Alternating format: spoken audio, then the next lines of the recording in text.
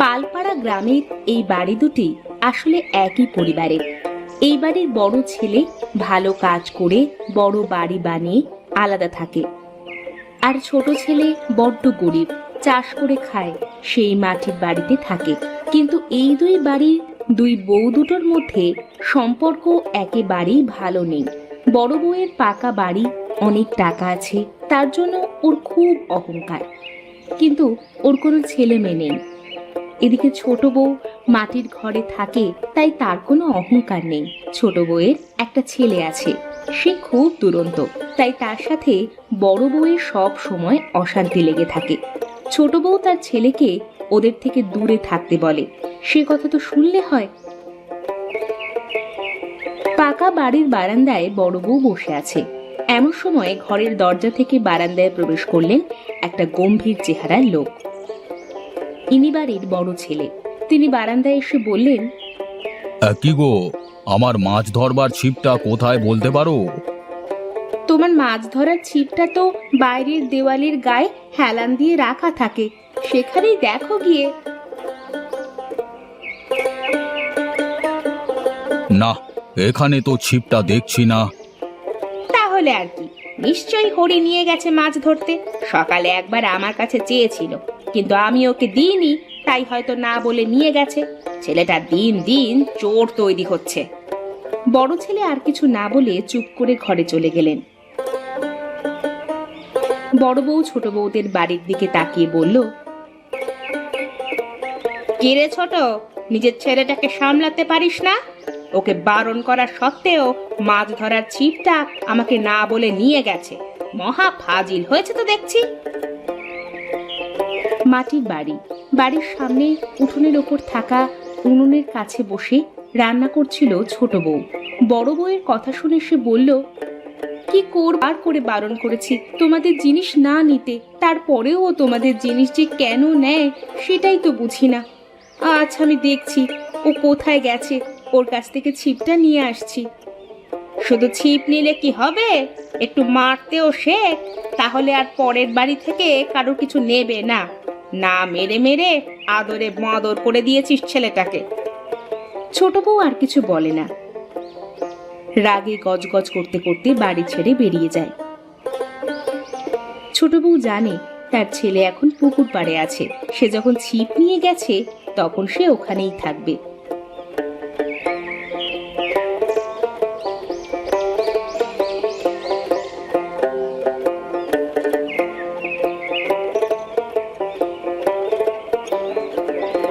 হরি, ও হরি, তুই এখানে বসে বসে মাছ ধরছিস? ওদিকে তোর মা যে তোকে খুঁজে বেড়াচ্ছে রে। আমার মা আমাকে খুঁজে বেড়াচ্ছে, কিন্তু কেন? আমি আবার কি করলাম?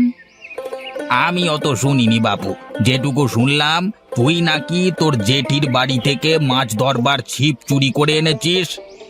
হরি এই কথা শুনে একটু ভয় পেয়ে গেল, তারপর বলল, জেঠির কাছে ছিপ তো চেয়েছিলাম, কিন্তু জেঠি আমাকে দিল না। তারপর আমি নিয়ে চলে এসেছি। নিজের বাড়ি থেকে আবার কেউ চুরি করে নাকি? সে যাই হোক, তোর মা তোকে খুঁজছে, এটাই সত্যি। দেখ এবার তোর কি হয়।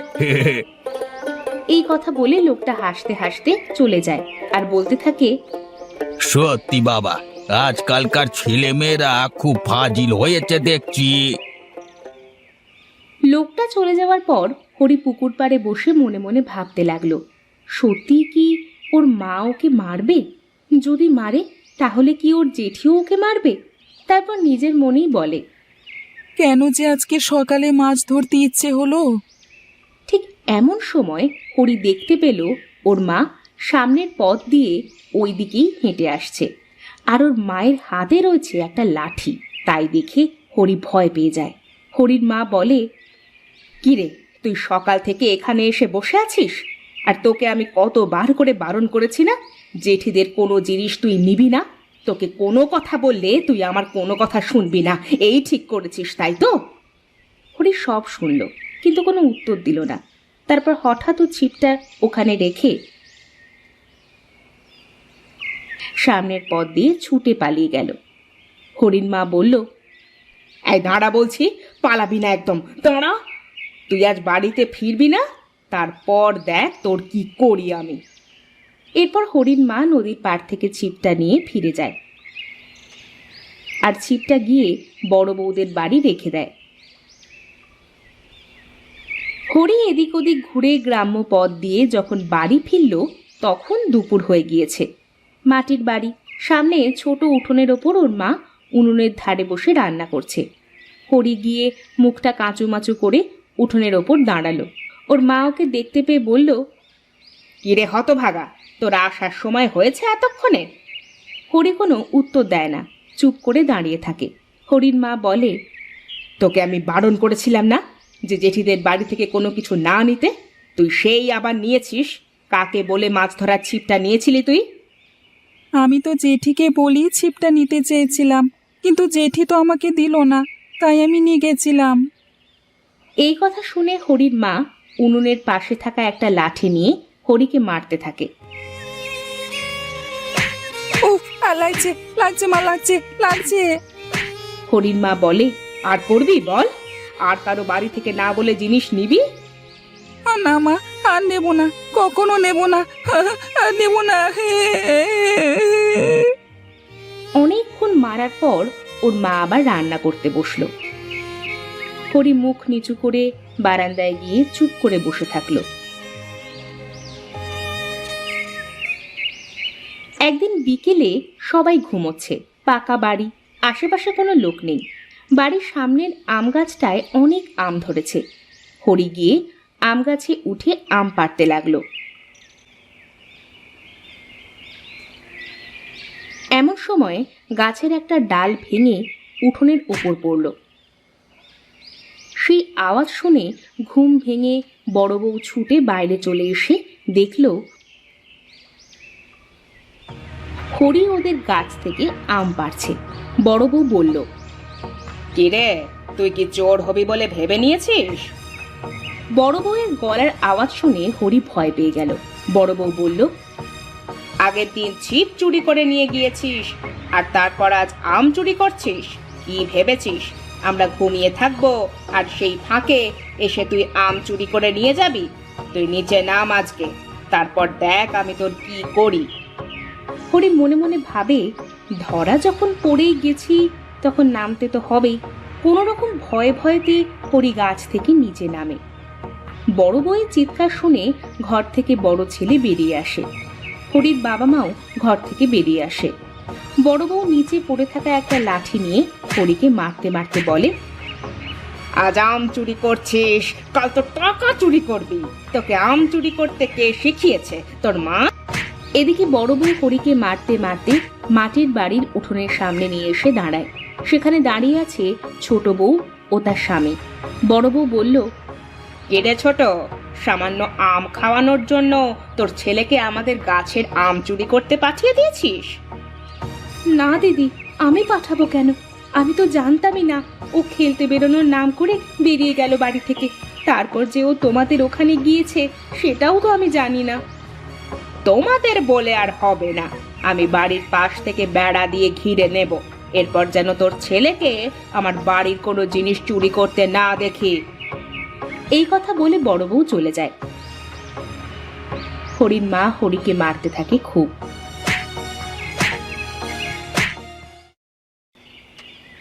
একদিন দুপুরবেলা কাঁচা বাড়ি, উঠোনের কোণে গাছতলায় বসে আছে হরি। ওর হাতে একটা গুলতি আছে, ওটাকে ঠিক করছে হরি। এমন সময় পাশের পাকা বাড়ির ভিতর থেকে বড় বউ ওকে ডাকলো, এই হরি, বাবা একটু শোন তো। হরি প্রথমটায় ভাবতে থাকে উত্তর দেবে কিনা। ওর মা ওকে বলেছে ওদের বাড়িতে না যেতে। তারপর হরি উত্তর দেয়, হ্যাঁ জেঠি, বলো। একটু এদিকে আয় তো বাবা, শোন তো। আসছি জেঠি। এই কথা বলে হরি বড় বৌদির পাকা বাড়িতে গেল।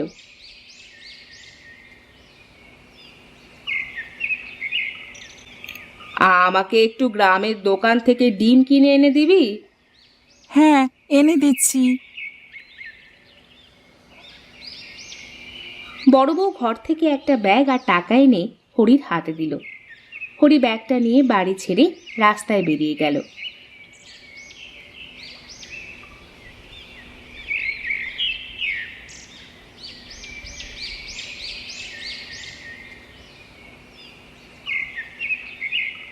গ্রাম্য পথ দিয়ে গিয়ে হরির দোকানের সামনে দাঁড়ালো।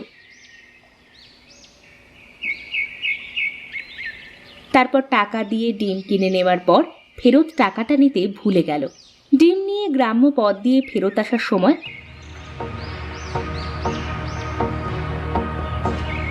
হঠাৎ ওকে পথে থাকা একটা কুকুর তাড়া করে। হরি ডিম হাতে নিয়ে ছুটতে থাকে আর কুকুরটা ওর পিছনে তাড়া করতে থাকে।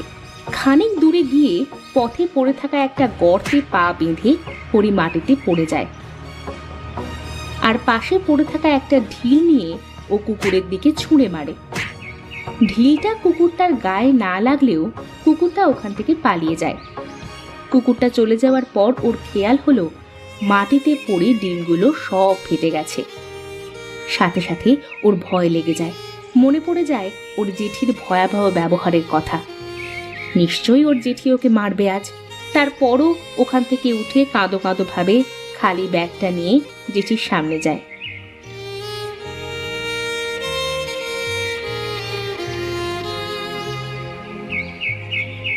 কিরে, ডিমগুলো ফাটিয়ে এনেছিস? আমি ইচ্ছে করে করিনি। তাহলে কি ভূতে করলো?